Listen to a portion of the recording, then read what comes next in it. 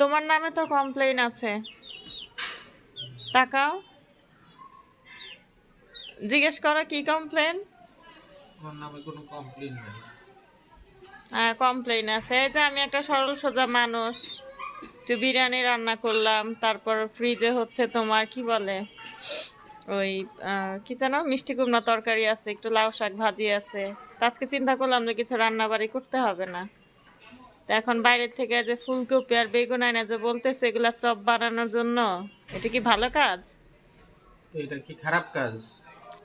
যে লোক ইউটিউবে রান্না বান্না করবে সেই লোক যদি এইটা করতে যায়, যদি বলে যে না এটা ভালো কাজ না, তাহলে এটা কি খারাপ কাজ? না করবো তো ঠিক আছে, প্রতিটা কাজের একটা প্ল্যানিং থাকে না? যেমন আজকে আমার ছিল যে 2-3টা ভিডিওর একটু ভয়েস ওভার দিব, একটু এডিট করব, মানে সময়টা ওইভাবে আর কি আজকে মেইনটেইন করছিলাম।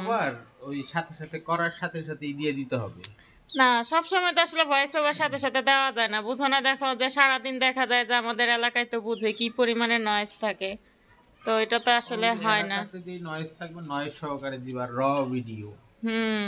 ভিডিওর কোয়ালিটির দিকেও তো আসলে খেয়াল করতে হয়, তাই না? চাইলে তো সবকিছু দেয়া যায় না। তো যাক, কি আর করা, দেখি। এখন যে তাড়াতাড়ি বানাইতে বলছো, এটা তাড়াতাড়ি বানাই নিয়ে আসো। তাড়াতাড়ি বানাইতে বলছো মানে তুমি কি আমার অর্ডার করতেছো? আসো, কাম উইথ মি। তো যাও, তুমি রেডি করো, আমি আসতেছি। আমি রেডি করবো, এরপরে তুমি আসবা? সবকিছু রেডি হইলে তো আমি সব রেডি করতে পারি, আমি তো ভেজে নিতে পারি, ওরা রেডি করবে এরপরে তুমি আসবা নাকি? আসবো, অসুবিধা কি? ভিউয়ার্সরা দেখেন কি একজন মানুষ আমার সাথে, বুঝছেন? আমি সবকিছু রেডি করে রাখবে, এরপর উনি আসবে আর কি। আমি সবকিছু করলাম, বাজার থেকে আনলাম, কিনে আনলাম, উপরে উঠাইলাম, বাস গোস করে দিলাম, এরপর না না ঠিক আছে। আমার হেল্পিং হ্যান্ড এসে কি করতেছে সেটা দেখেন।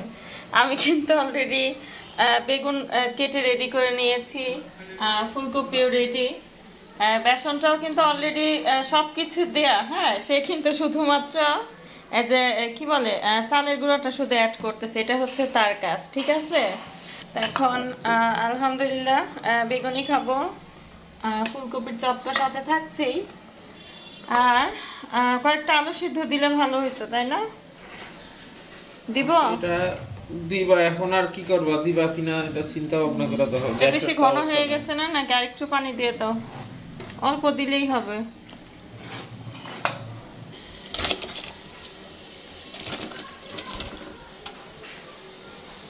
শীতকালে ফুলকপির চপ খেতে ভালোই লাগবে, তাই না?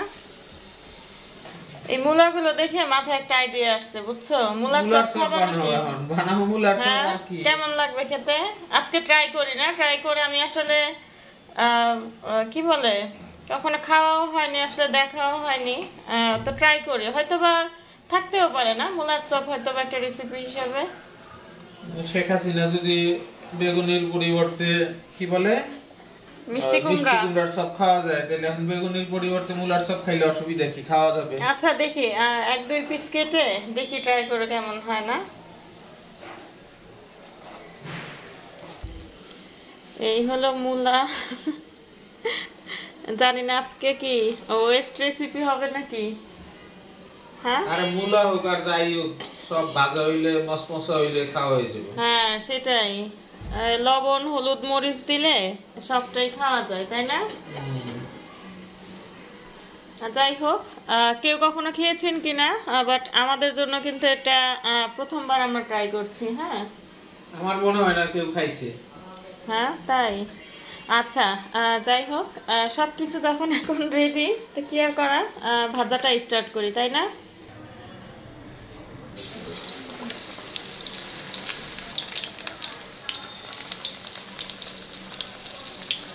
না, বেসনের লেয়ারটা না একটু পাতলা হইলে আবার খাইতে ভালো লাগে, এত বেশি মোটা মোটা ভালো লাগে না, কেমন যেন।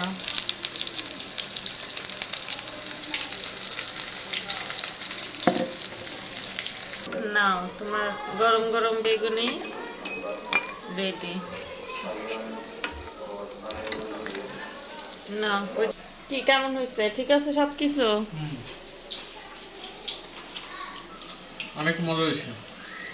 না, মজা তো হবেই, তুমি বানাইছো না, আমি বানাইলে তোর মজা হইতো না, তাই না? নজরুল ভাইয়ের হাত পড়ছে বেসনে, এটা মজা না হয়ে কি আর পারে? হেভি মসমসা হয়েছে। ক্রিসপি, সেটা দেখাই যাচ্ছে। করে কামড় দিয়ে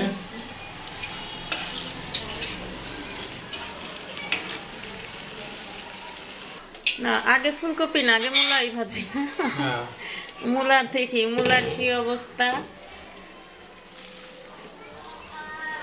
দেখো মূলাটা এখনই দেখতে কি কিউট লাগতেছে না, সাদার সাথে এই গ্রিন কালারের কম্বিনেশনটা। মূলা মূলা মূলা দেখি মূলার কি অবস্থা হয় আজকে। মূলার ইয়াটা তো পাতাটাই বের করে রাখলো, পাতা খালি সবুজ। না সবুজ তো তোমার তেলে ভাজলে কি আর সেই গ্রিন কালারটা থাকবে?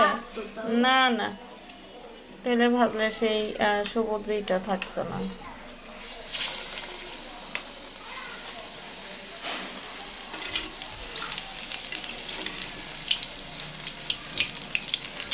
না তোমার মূলা তো পুরো বেগুনের মতন দেখা যাচ্ছে এখন। আমাদের সেই আনভাইরাল মূলার চপ ভাজা হয়ে গেছে না? আমরা সবাই মিলে এখন এটা ট্রাই করব যে আসলে কেমন হয় খেতে। দেখতে তো অনেক সুন্দর হয়েছে। দেখতে ভালোই লাগছে, উপরে আসলে বেসনের লেয়ারটা। দেখো দেখো ভাঙো তো দেখি ভিতরে কি অবস্থা। কোনটা ভাঙবো? নিচে রাখো, এখানে রাখো না।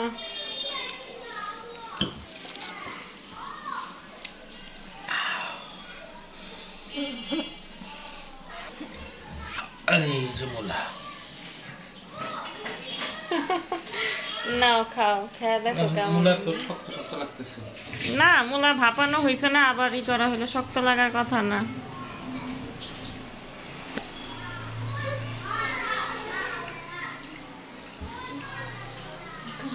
কি অবস্থা মূলা? তুমি তো কনফিউজড হয়ে গেছে পুরো মূলা নিয়ে নাকি? মূলাটা মনে আর একটু পাতলা করে কাটলে ভালো হতো। আর একটু পাতলা লেয়ার হলে ভালো হতো। আচ্ছা আবার তাইলে কি করব? পাতলা করে কাইটাকে আবার বানাই দিব মূলার চপ নাকি? খারাপ হয় না, খারাপ লাগবে না। একটু লবণ লাগবে এটার মধ্যে, মজা হচ্ছে। ফ্লেভারটা আলাদা, অন্যরকম টেস্ট তো পাওয়াই যাচ্ছে। মূলার একটা এক্সট্রা তো একটা ফ্লেভার আছে, একটু বিট লবণ নিয়ে নাও না। তো ফুলকপি রেডি। ফুলকপি চপটা না আসলে অনেকদিন পর খাওয়া হচ্ছে, বুঝলা? ফুলকপিটা তো দেখে মনে হইতেছে যে চিকেন ফ্রাই এর মতো, ওই যে হ্যাঁ চিকেন বল। হ্যাঁ একটা লেগ বের হয়েছে, হাড়ের মতন দেখা যাচ্ছে না? না আরেকটু আনো এদিকে। একদম মাথাটা চিকেন বল, চিকেনের মতো মনে হইতেছে।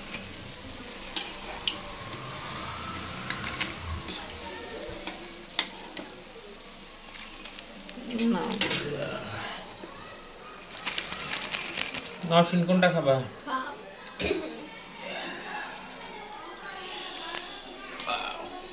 এতে গরমটা মনে হইতেছে এমনি করে। বাবা ফুড ব্লগার হয়ে গেছে। হ্যাঁ ফুড ব্লগার হয়ে গেছে। না না অনেক হয়েছে। তো আজকের মতো ভিডিও এ পর্যন্তই ছিল। একটা ভিডিও আপনাদের সাথে শেয়ার করলাম। বিদায় নাও, কিছু বলো ভিউয়ার্সদের জন্য। আর কি বলবো, তুমি যে আগেই যে সুন্দর সুন্দর বয়ান দিছো, সেই বয়ানের প্রেক্ষিতে তোমার তো এখন স্পেশাল থ্যাঙ্কস না জানাইলে তো তোমার ভিউয়ার্সরা বলবে যে কি একটা হাজবেন্ড, মনে করো যে আসলে একটু প্রশংসাও করে না। এখন আসলে সত্যি করে একটু প্রশংসা করি।